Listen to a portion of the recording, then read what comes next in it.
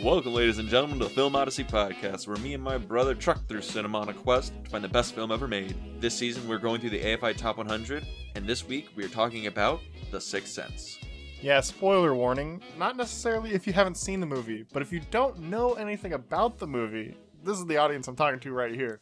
If you don't know anything about The Sixth Sense, not the first thing about it. The only thing you might know about it is that Bruce Willis is in it. Go watch it right now. Don't listen to this episode. Go watch that movie. And then come back, because you are the prime audience for this movie. 110%. All right. Just watch the movie. Now, there are spoilers from this point onwards. So, Bruce Willis is dead. Bruce Willis is dead. Yeah. Kind of ruined the first part of the movie for me. This is weird, because have you seen anything about this movie? Have you seen the movie before? No, Okay. but I knew like the whole thing about, I see dead people and Bruce Willis is dead. Same. I don't think I knew thing one about this movie other than the twist.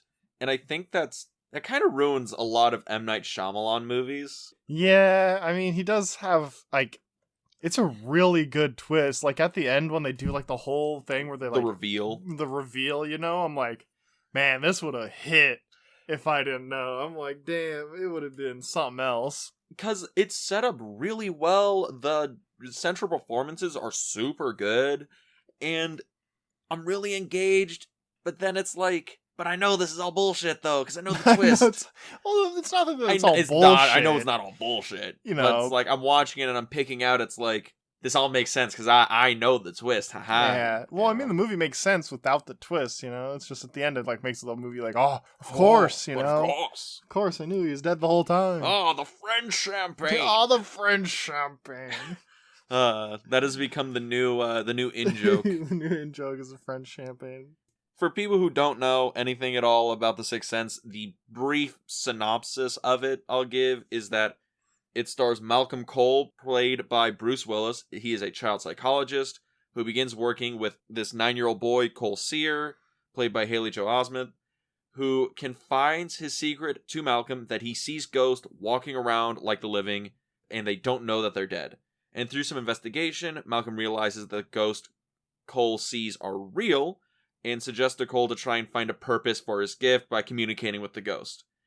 And it's nice. It's also kind of scary at times. There's a few creepy moments in it. Yeah, where you're like, oh, is this gonna start getting all Conjuring up in this bullshit, Honestly, it might just be the fact I'm super jaded. Mm-hmm. Even explaining this, I want to talk about it's like, oh, and then this is where the scary ghost shit happens. But really, it's like, there's 3 scenes where it's actually off-putting. Everything else is like, no, this is just a really just down-to-earth kind of psychological drama. It's like a thriller, more in line with that. But the thing though is that since the movie kind of edges that line where it gets close sometimes, where you're like, oh, is it about to start fucking getting scary up in this bitch? I think that kind of gives to the movie, it aids the movie a little bit. A little bit. I mean, would you qualify this as a horror film? I wouldn't. Kind of like a light horror. This is in the realm of maybe a Hitchcock quote unquote horror film, Psycho would probably be quantified as. Yeah. It's not exactly scary, but there's definitely suspense, there's some thrills, there's some spooky shit going on. Yeah, it's a light horror. But this movie is more of a drama than anything. Yeah. Alright, I'll just come out and say it. I just don't get it. I don't get how this is on the list. Well, it might just be a thing where I'm looking at this, I'm like, this is a really well-made, low-budget drama film, but I don't get it. But here's the thing, though, is I get it. You get it? Because the thing is, though, this is one of the movies that doesn't aid itself in, multiple watches, because after you know the twist, the movie kind of falls flat. I can kind of, see, if you came into this movie not knowing the twist, this thing would be a stone cold knockout. It'd be such a good movie. It would just be oh my god, I can't believe that was just happening. This is an amazing film. Because, the way they set up Bruce Willis being dead and the different scenes, the anniversary and whatnot, they all make sense, and you kind of, believe that he's still alive. And it doesn't, show it too much, to the point where, that reveal must have been, mind-blowing to these people watching this movie. Okay, I can kind of understand that, because I did, all the research and stuff, so I know all the accolades and, all the stuff about it. And I think that's where I'm getting the disconnect here, because I'm just gonna tell you this stuff, okay? Because this movie, when it was released, it made $670 million against a $40 million budget. That's a lot of fucking money. Yeah, you want to know the translation? It's like a $65 million film making a little over $1 billion. Yeah. Not only that, the film was nominated for like 18 awards, or it won 18 awards. 2 Saturn Awards, 3 People's Choice, Empire Award, and it was nominated for 6 fucking Oscars. But that was the year American Beauty came in and got like 5 of them, and also Matrix came out the same year. Mm-hmm. But I'm like, this movie made basically $1 billion. Yeah. Well, it made $500 million. $500 million in 99. Yeah. I don't see this. This is a $500 million movie? Yeah. I don't know. I don't get it. I really don't. Okay, don't get me wrong. I'm one of these guys who's like, I'm watching it and I'm like, man, Haley Joel Osment, for being like 11 years old, is a really good actor. Yeah, really, really good child actor. Super good. Like, honestly, I'm watching him like, he should win some like major award for being this young and being this fucking good. Bruce Willis is also like, it's astounding to see him not phone in a performance and give like a really like strong emotional performance in there. No acting in this is bad. Even all the direction is really good. The script's really tight. Yeah. The story is like a really well told story, but when it comes together, I'm like, it might just be the benefit of 20-something years of other movies where I'm like, this is a little bit better than a sci-fi original for me. Wow. Okay, I'm being mean. It's like, this is a big budget Twilight Zone episode. I'll put it like that. Where Twilight Zone... Yeah, you love the Twilight Zone. I fucking love the Twilight Zone, but I'm like, $500 million fucking dollars? What the fuck? I don't, like, that's the thing. You're like, yeah, I get it's good, but you don't get it how it's that good. Yeah, I get that it's good. It's also really good movie. You have to realize that $500 million, $670 million it made. Like, how many movies had like that amazing twist that like were well made that were like this? At the time, there's not many. So this is one of the first ones that comes out with M. Night Shyamalan, and it's this really good performance by Bruce Willis. Mm-hmm. It's a movie with an actual good child actor in it. Those things don't come out few and far between. And it has this amazing twist, and it's probably one of those things where it's spread by word of mouth. You go and see Sixth Sense, you're like, oh my god, it's so good. This is a good twist, and you go and tell your friends, like, yo, you gotta watch this movie. That's probably the thing. This movie's word of mouth appeal was probably fucking sane. I mean, when does this movie come out? It comes out in, I believe, 1999. So this movie comes out in 1999, and word of mouth is still doing pretty hot then. And then now...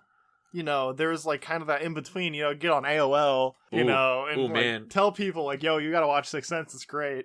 Nah, dude, let's be real. Like, internet in full force, twist is spoiled when the trailer drops. No, but this is old internet, this isn't like, YouTube isn't around yet, Oh, that's true. Like, all of those sites, like, only a few people are on there right now, it's just like getting on AOL, telling people like, hey, there's this new movie. It's called Sixth Sense. It's so good. It's by this weird guy named Shyamalama Ding Dong or something. We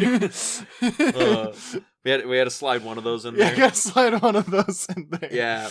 Do you think it's weird that M. Night Shyamalan has basically become a meme in recent years when his first couple movies were all hits? Did he make anything before Sixth Sense that was like a big hit? No, looking at his stuff, really, it's like The Sixth Sense is what broke him as a director. Before that, it was like a couple of little like indie films that he self-produced, and that's it's basically nothing. I mean, I know that this was interesting because the script was originally bought by Disney for like $3 million. He wrote it on spec, and Disney bought it up, and they were like, wait a minute, this is way too adult for the Disney brand, so they shipped that shit off to Spyglass so they can have it made. But it's just weird because it's like, M. Night Shyamalan's actually like a really good director, and the movie's really well made. Looking from this, I mean, people were calling him the next Hitchcock. Like, unironically, people were specking that this guy was like, oh, he's like a master of like this really interesting storytelling. He's like really good with the camera. He's like understands the basics of filmmaking and the fundamentals of telling a good true story. What? If this is all I had to go on, I'd probably be one of those people. Right? And then you get Lady in the Water and The Last Airbender. Yeah, but before that you got like Signs. You got like Signs. The Village was like the worst movie, and that still made a shit ton of money. Yeah, exactly. Do you know that all of his films have made over their budget? Like, they've all been hits. Even like, stuff like Lady in the Water. Lady in the Water is actually the only film that's technically a financial failure. Wow. And it's still made, I think, like, just a hair over its budget. Really? Last Airbender made its money back? Yep. Made its money back in Holy spades, shit. yeah, actually. God damn. The problem with Last Airbender is that it was a critical fucking failure across the board. Yes. I think we're digressing a little. We're going to digress. Let's go back to the movie. We gotta talk about this movie. Yeah. M. Night Shyamalan's first movie. Basically. I mean, it's really good in my opinion. I think it is too. I think it is a really well-made movie. I'll say it again. There's not a bad performance in here, and I love how everything in the film has a setup payoff. The script is super Everything tight. is there for a reason. Yeah, you know? and I really like that. That's really just going into like the mise en scène within the film. It's everything has a purpose, and I love that. This might be another one of those French Connection things where I'm just not seeing it. What, not seeing I it? don't get it. Like, you've already named all the things there are to see, and they're all great. You know, you have the great acting, you have the great story, you have the great, like, themes throughout the movie where it's like, like the kid, he has, like, that tent in his room, and he's got all the, like, stuff he's stolen from the church, and he, like, prays in there to, like, keep the ghosts away and stuff. You know, all these different little things in the movie, and you're just like, no, I don't see it. Dean's standing in the forest and be like, I only see trees, there ain't no forest here. Maybe, like... How many trees does it take to make a forest here, Look, Dan? here's my issue is the first half of the movie with all the setup and all like the stuff where it's like, oh, the twist payoff. I'm like, okay, I think it really is just the fact I know the twist and it really messed it up. The second half of the movie's great. Yeah, by the second half really gets, then I kind of lose that whole like, okay, I know the twist. Now I can just like watch the movie. But I don't know. It took me like the whole like first act of the movie to get into it. But I did the same thing, and I think the movie's good. I think the movie's great. Differing of opinions. I mean, I acknowledge it's a great movie. It's just AFI 100 great? Now, see, here's probably the thing, is that this, like, the AFI 100 great is gonna be a little hard to measure because wishy-washy. Because it's like, you know, we could have, like, 2 different ratings for the movie. You don't know the twist, it's staying on this list. I don't care what you say. Okay, Do know the twist. I mean, hey. Like, maybe it could come off then, you know? You don't know the twist, you watch the movie, or you do know the twist, I mean, you watch the movie and you're like, it's good. Fine, it's good, fine, you know? Yeah. AFI 100 good, I don't know about that. Like, that, I understand that, but it's just kind of like, you gotta be able to, like, see the movie as well. If, like, you know, like, I doubt Cielo, my girlfriend, knows the twist of this movie. I mean, she might have to be the focus group for this one. I mean, if she watches the movie, she's gonna be like, you know, like the deer in the headlights. What? Oh God, what did I watch? Like, I mean, Jesus Christ. Honestly, you know, that could be an experiment. Get her to watch this or something over the weekend. See how she feels. Yeah, but if she's not gonna watch Sixth Sense, probably not. No, she couldn't get it through 10 minutes of the thing. The Thing is a totally different movie. It's a great movie. Whatever. Back to the Sixth Sense. Sorry, I keep wandering away from the movie. Let's talk about what happens in the movie. Right? Sure, we can talk about what happens. Let's go through the beats of the movie. The opening of the movie, I really dig because of how just creepy it is when they see the guy in the bathroom. Mm-hmm. Dean's over here like, is that a ghost? I know, but I thought the same thing too. It's so bad when you know what the movie's about. It's so bad. It's fucking horrible. I'm like, is that a ghost? Is that a No, ghost? it's not a fucking ghost. Why is there a naked guy in the bathroom? He's not naked. He's in his underwear. Naked. Almost naked. He broke in. He's in his underwear. He's got a gun. Well, something I kind of want to touch on here is that hole in the window is way too small for that guy, right? Oh, most definitely. Did he punch in, open the window, crawl in, and then close the window? Ooh, maybe. I like how he was that courteous to close the window after he got in. What a nice guy. What a nice fellow. But yeah, the whole setup at the beginning of the movie, you know, the girl goes down into the wine cellar and she hears a noise and she gets all chilly, you know, like as if there's a ghost around. And you're like, ghosts? Ghosts? Is it happening? Ooh, spooky ghosts. Spooky ghosts. Spooky ghosts. You know, and then the guy, there's just some random schizophrenic breaks into their house and shoots Bruce Willis. No, but he sees dead people too. He does, but that's revealed later in the movie, and I didn't know that. And Randy's like, this just got better. It got better because, you know, I didn't know that was a twist, that Bruce Willis already knew somebody that saw dead people, he just didn't know. Right. And then Cole gets shot by this guy, and then everybody's like, this is where it is. This is where he dies. Got it. I wanted it to be where, like, he gets shot, but that's not what actually killed him. but that's like that's only a twist that's necessary if we already know the twist. Of the Exactly. I know. It's a twist on top of a twist. The twists. What a twist. Twist. We'll try and stop talking about the twist. But yeah, and then Malcolm, he goes and see Cole. He goes and see Cole for the first time. What is it like? In the next fall, I think is. Yeah, what it says. it's like the next fall. The next fall, where it's all Halloweens and spooky. It's not really. And I mean, there's a pumpkin near the end of the movie. Yeah, but like near the end, you know. Whatever. And then suddenly it's Christmas. We don't get into that. It's fine. So yeah, goes and see Cole Sear. His last name is Sear, and he sees dead people. He is a seer. Subtlety. Thy name is Shyamalan.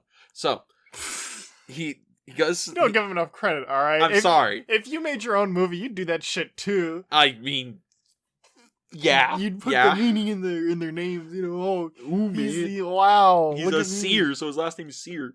Whatever. It's fine. It's fine. I'm ragging on a movie that's very, very good. It's fine. He meets Cole, and Cole is not gonna grow up good, right? No. How this is set up, I'm like, he's either gonna be like a school shooter, or he ain't gonna make it to like 15 without like killing himself. He's not. No, like by the end of the movie, he's doing all right. He's doing better. He's doing. I mean, he's like, you know, the star in their school play now. You know, his mom kind of understands like where he's coming from. You know, he's probably just gonna get real religious. Look, I'm just saying, because him at the beginning of the movie, I'm like, this kid is fucked. He's fucked up. It's done. And it's like, I can't imagine his mom not noticing that her kid is... There's something wrong here, right? He's like really quiet. She leaves the room, comes back. All the cabinets are open. The drawers are pulled out in 5/7 of a second. And she's like, what were you looking for? And he's like, Pop-Tarts. And she's not like, how are you the fucking Flash and open up 15 fucking cupboards and all the drawers in the kitchen? I mean, she's freaked out, you know? Doesn't bring it up again? Well, it's one of those things where it's like, that's weird, right? That's you know, just weird happenings, right? You just try not to think about them, you know? I guess. But yeah, you know, it's a very real portrayal of something. If you just can't, if you like, you know, we're like, oh yeah, I forgot to turn the light off in the kitchen right after you leave, and you turn around and all the cupboards are open, you'd just be like, well, that's weird. You speak for your fucking self. I'm moving. But where are you gonna move to? What money do you have to move? Fucking outside. You're rich and I don't know this? Nah, dude, it'll just move outside. It'll be fine. Live in the woods. That'll be much better. They just don't no ghosts outside. They all, you know why they're called haunted houses and not haunted woods? That's why. I'm pretty sure people call them Shut haunted the fuck woods. up, Randy. And you wouldn't just be haunted by people there either. You'd be haunted by living bears too. I could fight a bear. Can't fight a ghost bear. Gotta be afraid of the ghost bears. Jesus Christ. So, but yeah, and then we see Cole, and he's this kid who is bullied at school. No one really understands him. He's really insecure, and spooky shit just follows him around. Yes. And then Malcolm makes first contact. You know, he's trying to figure out what's wrong with the kid, you know, because basically he sees in this kid the same thing he saw in Vincent, who was the guy that ended up shooting him earlier in the movie. And killing himself. Yes, and killed himself. I think we skimmed over that, but yeah. Vincent fucking murder-suicides Bruce Willis. Big yikes. Big yikes. And basically Bruce Willis is trying to be like, you know, I couldn't help him. I failed to help him. I couldn't do enough for him. So it's all set up to where he's like trying to redeem himself, trying to help out Cole, you know. But the thing is that Cole is fucked up. And so Malcolm at points is kind of getting in over his head, where he does like one of the first things they do together is he does like the, you know, the mind reading game with Cole. Yeah. Where he's like, you know, if I guess what you're thinking about right, you know, you take one step forward, and if I don't, you take one step back. And he like quote unquote like fails that game with him, you know, and Malcolm just kind of is like, shit, that didn't work. That always works. Damn. Also, I feel like Cole is dealing with a lot more stuff than just dead people. You know, the whole thing with it's like, well, his parents are getting divorced. I think his parents are divorced. The dad like is completely out of the picture. Yes. The mom's like works like 2 jobs, is not like home. Man, I just feel so bad for Cole throughout the whole movie. Well, yeah. And that also goes to, like, Haley Joel Osment's, like, acting, which is really very good. Really good. Very good. You believe he is this tormented soul throughout the entire movie. And in reality, you know, he was getting fed ice cream and shit every day. Probably, dude. And my Shyamalan was like, look, if you cry on camera, I'll give you an ice cream. He's like, ooh, ice cream. But, I mean, even the stuff with, like, the, you know, where he, like, learns the, like, Latin or whatever, that was cool. I thought that was really cool. Mm-hmm. Where Cole goes to, like, play in the church. I guess he, you know, thinking, like, that the church will, like, protect him, you know, the ghost won't get him there. Yeah. You know, and he's, like, speaking to his, like, little toys in there, and he speaks Latin to them. And it's something like, oh, Lord, I speak to you from, like, the very bottom or something like that. Oh, from the depths I call to you for protection, oh Lord. Yeah, that's what it's something like that. And, you know, I think that's a really good, like, touch. That's a really good, like, wow, this kid is dedicated to his being fucked up. You know, yeah. Like, dude, that's one of those. This is some real shit. That's one of those little character thing. When you see the 9-year-old speaking fucking Latin, you know there's some ghost shit. There's some serious shit happening. Like, Malcolm probably sees that and he's like, God damn. He's like, look, it's either ghosts or there's a demon in this child. It's like, I didn't sign up for the fucking Conjuring. You didn't sign up for Poltergeist, man. Yeah, sheesh. But yeah, and as it goes on, we get a lot of, like, Malcolm and Cole bonding. Cole still not fitting in. Him being confronted by ghost shit. I mean, the first really paranormal thing that happens, other than let's open up 45 cabinets and 17 drawers and Pop-Tarts, is at the birthday party. Yeah, it's one of his classmates' birthday parties, and Cole's mom is kind of like convinced the other mom to like, hey, invite my son, he doesn't get out much, you know, maybe you can be friends with your boy, type of thing. And so Cole gets invited to this party. He's like, you know, just kind of wandering around during the party. You know, he doesn't have anything to like really do. You know, he's not friends with any of his kids. Yeah, he's there for cake. Yeah, he's there for cake, and you know, so his mom will feel better about herself.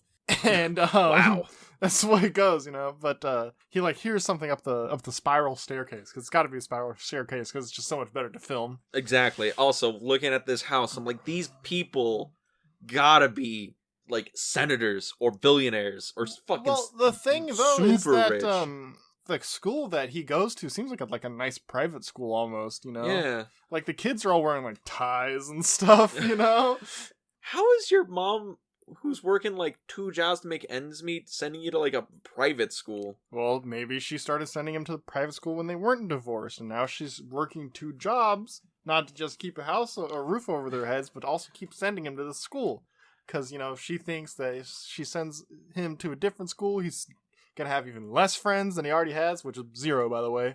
He'll have negative friends. Negative friends. Instead of having one kid being kind of a dick to him, it'd be like all the kids being dicks to him. Exactly. And so, you know, she's trying to keep him, send him to this private school, or at least assumedly it's a private school. Yeah. It's a nice school, at least, you know. It ain't like the schools we went to. We grew up in the hood, man.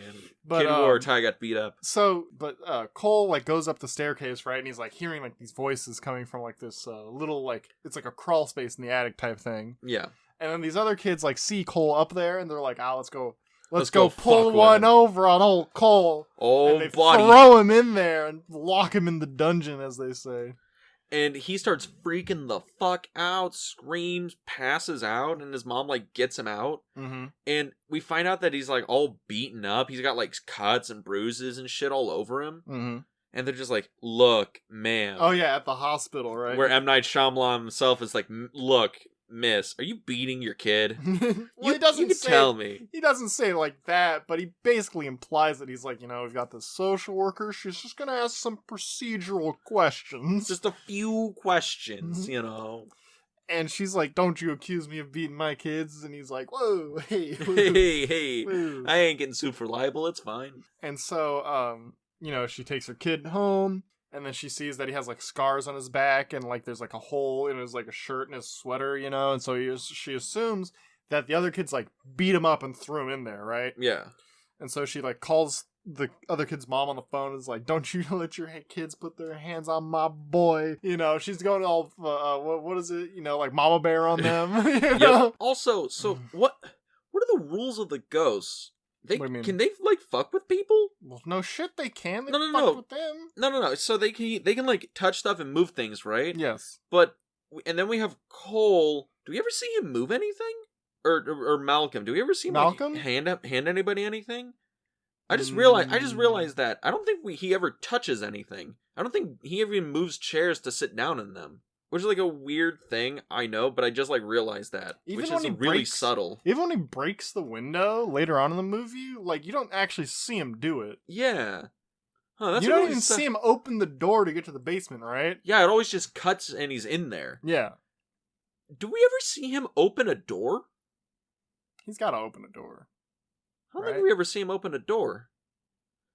He'll either hold like doorknobs and then he's like shit and then he just cuts to inside. I don't think he ever opens a door in this movie. No, he's got to open a door in this movie. No, dude, I swear to God. I'm thinking so hard. You have no idea, dude. I'm trying to like flip back my like fucking photographic memory. No, I don't think... I have got my like Rolodex of all the different scenes in the movie, you know? I'm flipping through them, I'm like, no. Yeah, that's no doors there. That's one of those really weird, subtle things I just realized when we were talking about that. But I'm like, I don't think Cole ever hands anybody anything or takes anything from anyone. I don't think he ever touches anybody or anything. No. Anything he sits down on, every time he never moves. we like cut to him and he's like already in the room with Cole, and then like, you know, he's already, you know, he's like already anywhere he needs to be for the plot. You know, it's like when he's like in the room with Cole's mom when Cole gets home, right? Like he's just already there. Yeah, he's just sitting across from her, and then she just like gets up and completely not acknowledge that he's there. And then Malcolm talks to Cole while his mom's making him triangle pancakes, which triangle pancakes. I need to know what those are. Is it supposed to be something where you put toppings on it and it looks like pizza? Is it supposed to be like a pyramid of pancakes? Is it supposed to be like a poor people thing? Shut the fuck up. Were we not poor enough for pyramid or for triangle pancakes? Nah, dude, we were definitely poor enough for triangle pancakes. No, we were so poor we weren't allowed triangle pancakes. That implies sugar. That implies money. Sugar, that implies money. But yeah, no, I just realized that like that's actually a really subtle thing because it's something that's completely like filmic. Yeah. Like in 99% of movies, most people don't open doors. They just start like in the scene. Yeah. They do the thing and then they walk off scene or off screen or whatever and it just cuts to the next thing. And I'm like, that's a really subtle thing that also works within the idea that he's a ghost. Yeah, no, I'm coming around on this. Yeah, I thought you might. No, it's the subtle shit in there that I'm like, oh wait a minute, no, that's actually way smarter than I'm giving it credit for. Because the movie is really smart with all the little things it does, you know? Yeah, it's all the big shit that it's setting up where it's like, oh, okay, yeah, no, I get that because blah blah, it's the twist. But then you start looking at it again, it's like, well, actually, it's all the subtle shit that actually really lines well up. Made to line it all up. Yeah. But as it goes, Cole, his Mama Bear goes hog wild, and then Not hog wild. Then Malcolm, you know, finds out. It's like, oh wait, Cole sees dead people. Nah, Dick, you don't see dead people. Then he listens to some old tapes. But Cole finally reveals to Malcolm, like in the bed in the hospital. You know, Malcolm like comes to Cole in like the bed, you know, and like talks to him. Also, Malcolm's just like somehow in the hospital already. You know? He just appears, you know, because he's a fucking ghost. Yeah, he just appears, you know, and he talks to Cole, and he asks him, or Cole's finally like, oh no, Malcolm like reveals to Cole why he's like upset. You know, he talks to him basically about Vincent and his wife. You know, how his wife seems so distant now, which is one of the plays that you know. Cole is like finally able to like reveal his secret to Malcolm, being like, I see dead people and they don't know they're dead. They just walk around like they're alive and they only see what they want to see. He also doesn't say it like that. It's much better. Much better. What is it called? Like grasping scene, you know? It's something that like really holds you to it when it happens, you know? When it's just like closing up on little Cole's face and, you know, I see dead people. They don't know they're dead. And it's just like, it's a really, really good scene. It really is. And then Malcolm's just like, I don't know, fuck. This kid says he sees dead people. It's fucking schizophrenic. Bruce Willis is immediately like, Not a fucking another one. Like, good. What am I gonna do? He's a fucking He's a paranoid crazy kid. Schizophrenic, you know? He's like, how can I help this kid? I don't think I can. It's gonna take hard medication and hospitalization to help paranoid schizophrenia from a kid this young, you know? But then he kind of like, you know, he starts thinking about what Vincent said to him when Vincent was younger and how that relates to Cole. what Cole is saying. And then he's like, well, let me get out some tapes of Vincent, you know, which is somehow he gets to them because he's a ghost, you know. He's like, ooh, spooky ghost. Spooky ghost, you know, and plays them. And he realizes that they're like in one of the recordings with Vincent that he left the room and ghosts started talking to Vincent and it came up on the recording. And so now he's like, galaxy brain, figures it all out. He's like, oh, Cole is actually seeing dead people. The dead people, they just want help. They just want somebody to help them. That's why they keep coming to him. That's why they keep coming to him, because he's the only person they can talk to and try and get help from. They're also not going at it in a very nice manner at all. No. The one lady who is like in his apartment or whatever, and she's just like, no, the roast ain't fucking done. And like starts chasing him around. Like well, she doesn't chase him though. She just like yells at him. Which I'm like, honey, you came into his home. All right, like this used to be her home. All right, it used to be, bitch. Like we moved in how long ago? How long you been dead? 90 days, and then it's my property. It's my property. But yeah, and then there's like the kid with the gunshot in the back of his head. He seemed like a nice lad. He was like, hey, you want to come see where my dad hides his gun? Come check it out. Turns around, fucking 44 hole in the back. That one was really fucking creepy. Yeah, because that practical effect on the back of the kid's head was like. That was some really good practical on there. That was off-putting as shit. Yeah, like that scene was where it was getting fucking scary, dude. Where you're like, oh, are they gonna go full Conjuring on us? Or are they gonna be like full fucking poltergeist, you know? Oh, and then because like the ghosts start showing up like more and more. Yeah, now that Cole like reveals like I see dead people, now we start seeing the fucking dead people. Yeah, and there's like the 3 hanged people in the school. Yeah.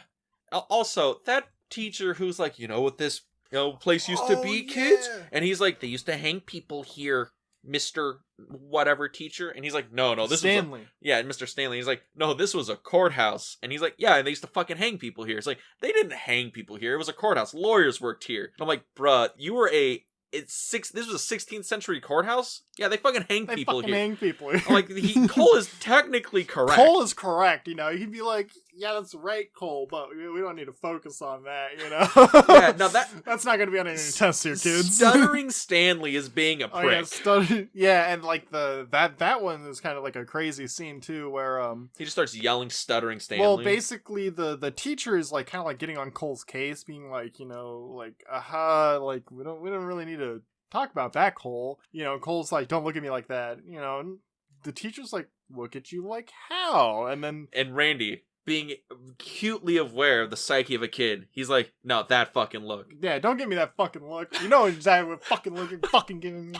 But Randy's like, prison rules. That look right there, that starts fights, man. That starts fights. But so Cole, I guess the ghosts have been telling him that about their previous classmate here, Stanley, Mr. Stanley, the teacher, that he used to have an extremely horrible stutter, and so the Cole starts yelling out in the class, stuttering Stanley, stuttering Stanley, stuttering Stanley. And then the teacher just loses shit. I love how it builds up. It's so fucking intense, and it's just this kid yelling, stuttering Stanley, and an adult trying to be like, calm the fuck down. And then it just starts fucking yelling. And then he loses it at the very end. He like slams his hand on the desk, and he's like, shut the fuck up, you freak. That's a good scene. That's a really good scene. But I will still go on record that it's like, yeah, stuttering Stanley, you being a prick. He was technically correct. He was right. He was correct. Cole was right. Even though it's, you know, not very appropriate for like a 6th grade class or whatever. Fucking secretary, they're in like the 4th grade. 5th grade. It's like 9? Who? Cole? Yeah. Well, I mean, the actor's 11. In the movie, they're 9, so he's like at a 3rd or 4th grade class. Are you sure he's 9? Yeah. Did they say he's 9? Yeah. Oh. Alright, well, he's 9. I'm like, you sure? You positive? Alright. But yeah, and then we get to the actual part where Malcolm says, hey, you need to help these ghosts, just talk to one of them, right? And then we get the fucking girl that throws up in his room. Yeah. And that's really sad. So okay, I'll explain. So Yeah. basically, Cole is like, he's like trying to go to sleep. Is he like hanging around like outside of his like tent? I think this is when it happens. Yeah, right? yeah, he's hanging So outside of he's the tent. hanging out around. He's outside. getting prepped for his fortress. Yeah, he's prepping his fortress. Outside of his tent in his room. He's got this little red tent with all these like Christ and different figurines like that inside of it. It's like his safe space basically. And so he's like setting it all up. Where and Twitter then, can't get to him. Yeah, where Twitter can't get to him. And he's like it like does a close up of like the thermostat turning down. It's like, oh shit, it's about to go down. We're about to get some more spooky shit. Pull out the popcorn. Yeah, get the fucking ghost. Like the suspense in this movie is like really, really, really good. It is really good because they set everything up so well. And he like realizes something's about to happen, and so he like gets into his tent and he turns on the flashlight. He's like sitting there, and like the top of the tent starts opening, and he looks in front of him, and it's like this girl, and she's like basically like kind of like throwing up on herself, and he like runs away, and the tent like falls down around the girl and like falls down on top of her. And you get the spooky thing where it's the ghost underneath the curtain. And he runs into the living room and like tries to like hide behind one of the couches, and he's like looking out at the front door, right? He's like gonna make a break for it. Actually, I want to talk about that whole like him like looking at the front door, looking to like make a break for it. I thought he was gonna like run away, and then there's gonna be like this whole thing in the movie where like there's Cole gonna be, like, disappears, where there's gonna be like an extra like 30 minutes tacked on where they have to like go find him, But what he like ends up like owning up to it, and like going back and like going to the like the girl who's like still in like this crimson blanket, and he like opens it up, and she's just like, I feel better now. And then it like cuts away. Yeah. And you're kind of like, it's getting real. It's getting real. And then Cole and Bruce Willis, they go to like this funeral that's being had for that girl. Yeah. And they go up to her room, and the ghost shows Cole the videotape that proves what killed her. Yeah. Which is, very sad. She gives like this box with this VHS inside to Cole, and I guess she probably told her like, give this to my father, right? Probably, yeah. And so Cole takes it downstairs and goes to her dad and being like, hey, your daughter wanted you to have this. And he's like, okay. And he puts it on, right?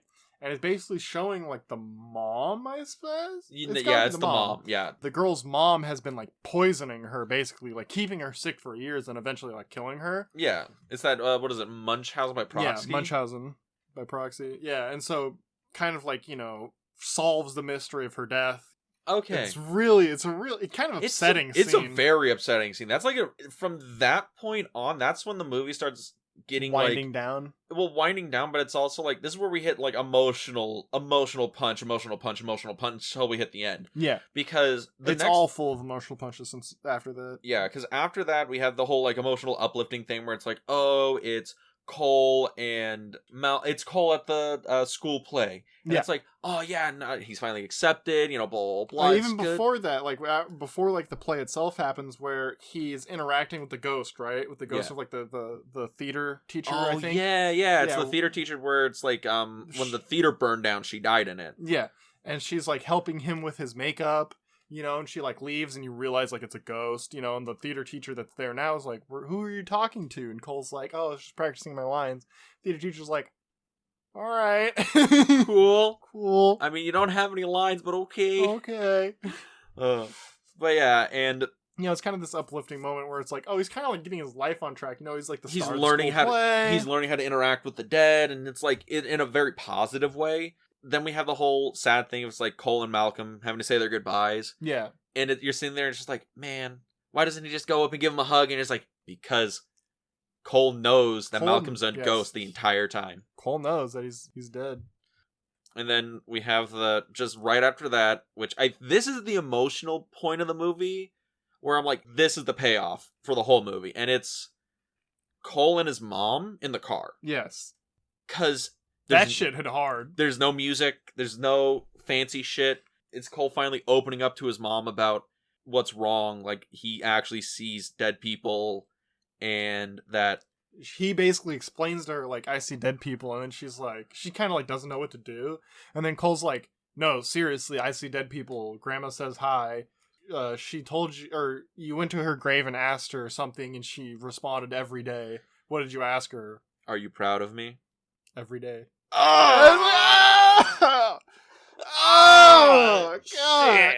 Oh, man, I'm like welling up thinking about it. Like that shit hit hard. I was full on like, just a couple of single tears streaming down my face. It's not like the end of Sophie's Choice where Randy's like, my God. Oh God. But yeah, That shit hit hard. That shit hit real hard. And the thing is, like, because after that we have Malcolm and Anna. Before, like, there's nothing like special about the scene. It's just so real. Where it's like these two people who, like, it's one of those things where it's like, maybe because like I really understand it. Dude, do you need a minute? Where it's like the mom is just like, I don't know what's wrong. Just could you please tell me? And the kid like can't tell her. The kid like doesn't understand the words to like tell her.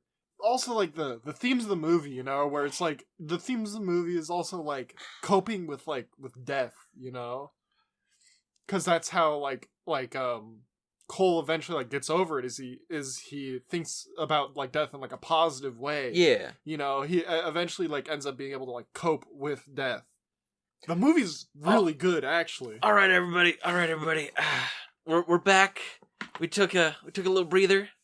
Had to wipe tears away. Because I mean, like, that's also like the story of Bruce Willis, right? Is to cope with his own death. Yeah, it's the whole thing about like acceptance. It's about and like his wife also coping with his death, because she is not having a great time about it. Oh God, no! And at first, when you're watching, it's like she's so cold. You think, not knowing like what's going on, you're like, oh, they're growing so far apart. Like the marriage is like not okay. She's so cold to him. She doesn't talk to him anymore. Doesn't look at him. And then you find out it's like, no, she's just completely wrecked by his death. She's like watching their wedding tapes over and over again. It's rough. And then that's the thing where it's Malcolm and Anna, and he finally gives her his final like farewell goodbye. Yeah, and it's like the final twist, right? Right, and it is the big reveal. And I know that that's in the movie to give Malcolm his closure, but God, I really wish it ended on Cole and his mom. Yeah. I wish that, if that was, because that, I feel after that, I'm like, I'm fucking drained. I'm fucking done after that. Well, I was ready to turn off the fucking movie. Yeah, I kind of had like this, I think the thing is that like if it ended right there after that, like it'd be like too much, But since it had kind of like, it tapered off a little bit, where it's just like, okay, I can breathe, when I get up out of the theater, No, I want them to fucking go in, fucking just ground and pound you into unconsciousness and leave, alright? That's what's going on. I want the ref to step in with that fucking Malcolm stuff. Oh, God. Man, it hit me so hard because it's so relatable, It's not like Sophie's Choice. You can't really relate to I that. am avoiding looking at you right now, Randy, alright? Like, you were tearing up real hard, and I'm not gonna look at you right now. I'm fucking losing it, That scene is just, oh God, because you just feel for her, You feel for everybody in that fucking car. Because she's just like, she's not like a bad mother. No! It's just she doesn't know what to do, She's just like when she... And Cole asks her, it's like, do you think I'm a freak? And she's like, no, I will never think you're a freak.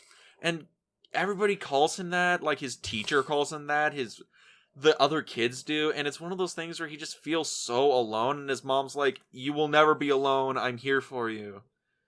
And he's like, and Grandma never left you alone either. She still comes and visit because she loves you. And fuck this movie. Fuck this movie. You come around on this movie? I'm coming around on this movie. You're not allowed to do that anymore. You're not allowed to cry at movies to make me like them more, you fuck. Well, I mean, just because you're an emotional husk of a man, and I still have feelings, No, but... you don't. Your feelings are pooping and sleep. Well, I mean, yeah, but... But yeah, so I'll give you that. I think I've come around. There is an emotional core to this movie that does... just hit. It hits. There's a very... And it doesn't do it cheaply, Yeah, it's a strong build. No one in here feels... It's not like fake. It's not like they're kind of like doing it for like that cheap hit of like emotion, Like it's set up through the whole movie. I think that's the key here. Even if you know the twist, that emotional shit probably still fucking hits. Yeah, it did for me. That's why I was kind of like, how could you not see what was good in this movie, you know? Is even with that, the whole emotional buildup and like that catharsis. That catharsis was just incredible. Do you need me to get you some tissues, dude? Are you okay? No, I got the arms in my sweater. Oh, all right. Do you want to like move on to something else about this movie? Sure. Any other? Yeah. Let's so let's just talk about it as like a whole, you know, about the performances. I mean, I already said this like 15 fucking times. There's not a bad one in here. I would say like out of all of them, Haley Joel Osment playing Cole really is the carry. Yeah. Yeah, Bruce Willis, don't be wrong, is a great actor in this. Like, a really good actor in this. This makes me understand why people are like, no, Bruce Willis is a good actor. Because I think most of the stuff I remember Bruce Willis being in are not great performances. It's like it didn't require much from him in movies like Die Hard. No, Die Hard he's good in, but like Hudson Hawk. Yeah, he's not. It's not a great movie. Hawk, you know, it's not a great movie. It's fun, but you can tell Bruce Willis is like, yeah, I get to sing Sinatra. He's like, yeah, let's go. Let's have this just romp. Having himself a romp, you know, having himself some fun. And it's not really, you know, it's not serious, you know. Yeah. Well, this movie's like very serious. Yeah. Deadly serious. Almost as serious as Bruce Willis's hairpiece. What? You didn't know? That's a hairpiece Bruce Willis is wearing. Really? Yeah. Huh. Yeah. Wait, was he like full on bald by now? Almost, yeah. Holy shit, dude! In Hudson Hawk, it looked good. It looked good. In Hudson Hawk, I think they said there was $8 million that disappeared in the CGI budget that no one will fess up what it was for. But everybody's like, it's his hair, right? It's like you CGI'd his hair, right? There's no way. I swear to God, like there's a huge chunk of the effects budget that disappeared in that movie, and everybody is like, he was going bald, but he's got a full head of hair in that movie. He CGI'd his hair on, right? Oh shit! No, they laundered money through that movie. I don't believe that they spent $8 million CGI his fucking hair. I won't take that. It's just, you know, Randy, how much did they CGI? Didn't do the laundering like how the much right did way. They didn't put how the much detergent in with the money. Did they spend to CGI off Henry Cavill's mustache for Justice League? I don't know how much. Millions of dollars. No fucking way. Yes, it cost more to CGI the mustache off than to CGI it on if he did the other movie. Yeah. It's so dumb. It looked terrible too. It was horrible. Yeah, his upper lip was plastic. But in this movie, it's great. It's great. Yeah. Yes. Honest, and also if it turns out that no, that is actually Bruce Willis's hair, I feel bad. But bro, let's be real. That is not your. That's got to be a wig, right? Or at least a solid toupee. It might just be the thing with Bruce Willis's hair. Any amount long doesn't look right to me. Probably that. Yeah. But yeah. Also, like the like secondary characters, like Cole's mom. Yeah. You know, she kind of like builds up throughout the movie. At the beginning, you're just kind of like, you know, she's just a good there, mom. She's fine. You know, but then like it builds up throughout the movie, and then that car scene where they just break down, you're just like, wow, she's a really good actress. Like, yeah. She really knew when to like hit it home, you know. Well, because throughout the whole movie, she feels so real, and every beat that's happening, you can see how she's just struggling to just be a good mom. Yeah. And it's real, and some of it's like really subtle, some of it's like, you know, really big, like the mama bear scene, right? Yeah. But then you have other stuff, like other actors in this, like even the other kid actors, they're perfectly serviceable. Yeah, where it's like, I know I'm gonna talk shit on the fine career of child actors, but let's be real here. There's like not that many great child actors. No, most movies with child actors in them are fucking terrible. Yeah. What is it? It's like the Harry Potter movies. Like, I got a soft spot for them, but it's like the first. You can still tell they're kids. The first one is a little like, okay, you guys are actors. You're not, you know. They ain't quite there yet. You ain't right there yet. It took a couple movies for them to get there. Around the third movie. I think Prisoner of Azkaban, that's when everybody was like, everybody grew into the characters and it was good from there on. Yeah.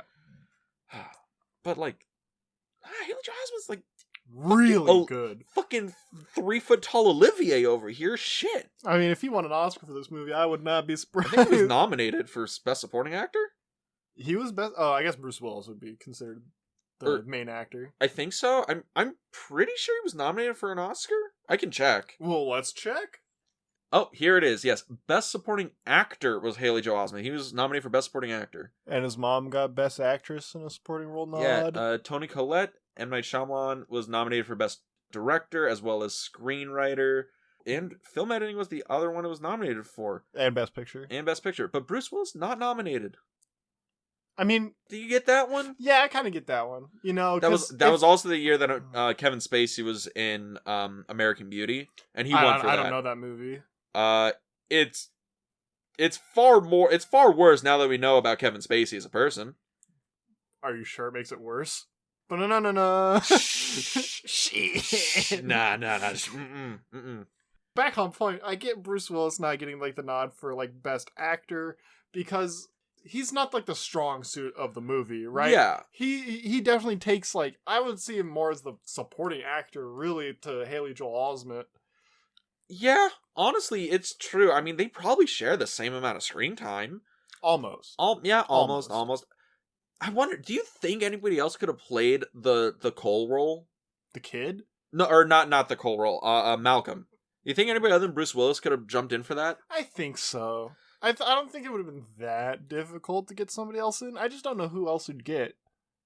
That's somebody true. who can be like this really fatherly person. Because I mean, Bruce Willis does come off like that, especially with like the receding hairline and everything. It's not like you could get like Tom Hanks in on this. Because maybe get Tom Hanks in on. No, stop it. Can't do that. Tom Hanks. I think Tom Hanks would seem too nice and not be able to like, you know, present those past demons like Bruce Willis does in this movie. Because you can see like that pain behind him, you know. It's also the thing where it might just be because Bruce Willis broke so late. Because he didn't become like a mainstream like movie star until like Die Hard when he was like 30s. In his mid 30s. And by the time this came around, he's like about in his 40s.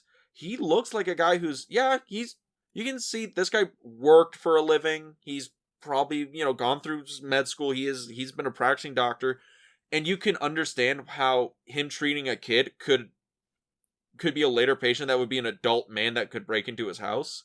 True. Yeah. True, because that is what happens. Yeah, and it's one of those things where it might just be the benefit of Bruce Willis when you look at him as like an actor, as like a face. He just looks like somebody who's you could see just working in like a construction site or like in an office building. He looks like a face that's just a normal presence. Yes. Where it's like, you look at Tom Hanks and he seems like, he just looks like such a nice guy. Exactly. You know, and it's the same thing with like Tom Cruise. He looks like a movie star. Yes. Keanu Reeves he looks like Keanu Reeves. He looks like an immortal vampire. Yes, like an immortal vampire. It's you know, one of those things. I don't know. I think Bruce Willis might have just been the perfect cast just by like face alone. Yeah, just because of like his being able to portray through his face through that kind of like this normal person trying to like redeem himself after this and like the little older. Mm-hmm. But yeah, also Best Actress in a Supporting Role for Toni Collette, the nod from the Oscars. Definitely deserved. Definitely deserved. I would have to like kind of like scour the other ones that came up that year, you know, for me to be like, really over her? She was really fucking good. Well, she also didn't have that much screen time. Actually, wait a minute. I just realized something. Toni Collette? That's the mom from Hereditary. Oh, really? Also the mom from Little Miss Sunshine? Huh.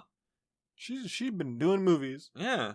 She's been out here. We didn't even know about this lady before this movie. Now we're like, wait a second. No, yeah. she's been around. around. I knew her, but I just didn't recognize her. Like, I mean, granted, this movie is 20-something years old at this point. True. I'm like, shit, I didn't even recognize. That's fucking crazy.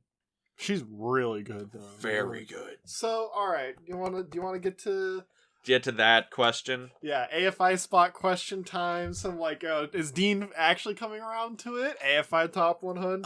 Okay.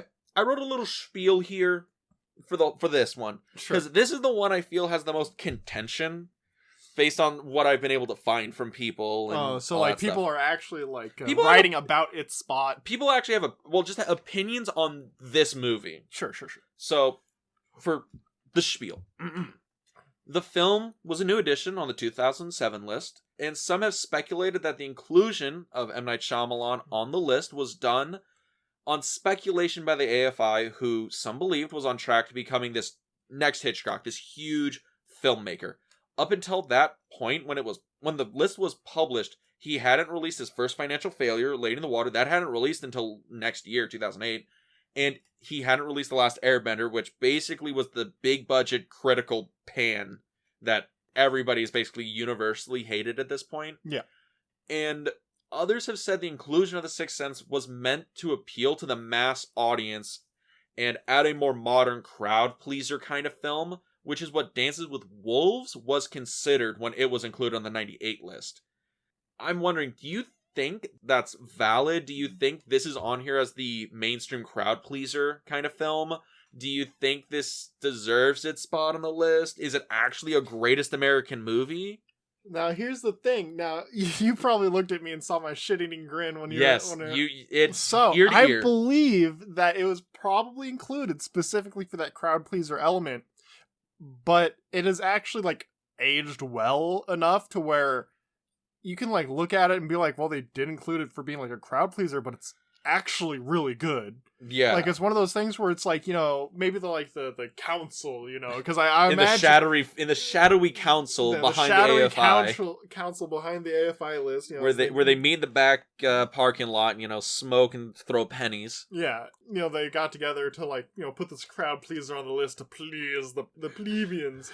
And it's one of these things where it's like they didn't realize that this movie's actually really good. They probably realized it was really good. I mean, it was a huge hit. Success. And honestly, it's probably M. Night Shyamalan's best movie. I'd have to see Signs.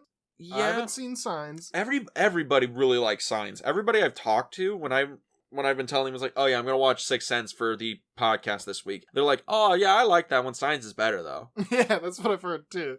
So famously, our father is a huge fan of Signs. Loves that movie. Apparently, after he saw that movie, he used to like look out the back door before closing it, at night and being like, man, that movie fucked me up. that movie is, that ain't good. But do you think it deserves to be on the list? Do you think it goes up, down, off completely if they do an update? I mean, I think it stays on the list, but it probably drops down, like we've definitely seen better movies so far. Yeah. Even though this one really, really fucking hit home with the emotional shit. It got that personal note real good on real you. hard, It's like M. Night Shyamalan like got your dream journal and was like, yo, I'm gonna go fuck up this kid like in like 20 years ago. Dead people. Nah, dude, that fucking car scene. He wrote a whole movie about a dead kid. I know. But yeah, no, this movie's really good. I mean, I think it goes down. I think this being in the 80s is weird. You were gonna start this episode where it goes off the list. Get this plebeian garbage out of my court. I'm a pretentious asshole, but honestly, watching it just might be the thing where, we live in a post Sixth Sense world. So I've seen all like the twist movies, and I'm like, this is good. Well, that's another thing that kind of is like, you think about them and be like, I created all these like kind of terrible like twist movies, but I mean, you can't deny its influence. Yeah, you can't deny its influence. It definitely has the prestige. It's one of these things that pretty much made M. Night Shyamalan a household name, for better or worse. Probably better. Probably. I mean, he's releasing more movies now, and from what I've heard, they've been pretty good. I did watch Split, and that was very good. And also, like, he knows how to pick really good actors sometimes, and he's like, I'm going to make James McAvoy play, like, 15 people, and it's going to be great. But I don't know anything about this movie. You should watch Split. It has James McAvoy in it. So many movies to watch. We have freaking, like, the AFI, then we got to watch freaking Sight and Sound, and, man, I got a lot of movies to watch, and books to read, too, alright? Hey, it ain't my fault you spent your time playing video games instead of watching movies. Yeah, at least I've played Red Dead 2. Yeah, fuck off. But yeah, so Best movie come out this last decade. I hate you. So I'm going around. I've come around on it. I don't think it comes off the list. Give it a number. Probably in like 98, yeah, 97. I was thinking 98 goes too. Real low. I think, honestly, it being in the 80s, I'm like, we've seen better movies. We know better movies are coming. No, yeah, we definitely know better movies are coming. And I think this is really good. I think people are probably, if they watched it today, would really enjoy it. Even with us spoiling it, there's definitely emotional bits in here. You watched it actually by yourself without like outside distraction and invest in it, it'll be a good movie. Before we started recording, I was thinking of coming into this episode and being like, I kind of know what I'm going to say. I'm going to be like, really, really watch it if you don't know anything about it. But if you do know about the movie, you know the twist, don't bother. But then I'm like, after kind of like mulling it over, like the movie's after worth breaking it. down in tears halfway through this, the movie's worth it, even if you know the twist. Watch it anyway. It's really good. It is really good. But next week. Oh God, I don't even know. Yeah. Usually I know, but I don't know. Yeah, well, next week, we're not going to be talking about a movie that's going to make you cry. We're going to talk a movie that's going to make you laugh. And that's going to be Bringing Up Baby from 1938, directed by Howard Hawks. Oh. This is the movie credited with basically creating the Hollywood romantic comedy. Oh, no. It stars Cary Grant and Katharine Hepburn. Scourge upon Hollywood.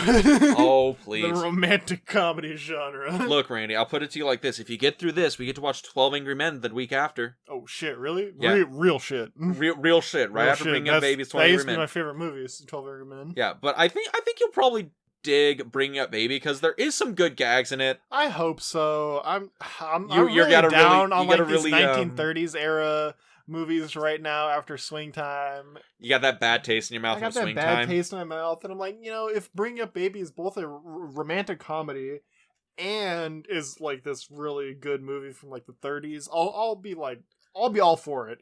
I'm just like, not got a good track record here. You could basically say Swing Time was a romantic comedy, just also happened to be a musical, and it was not great. Well, let's hope for something a little bit better. But we're going to be doing that next week. And if you wanted to keep up with that, you can check us out on all of your podcasting platforms. Google Podcast, Apple Podcast, Spotify. You can always find us there. As well as our YouTube channel, In the Frame, where you can find this podcast, the Film Odyssey podcast, as well as the Film Club. But Randy, any last words? Do I make you proud? Every day. Ha! What a bitch. See y'all next week, guys.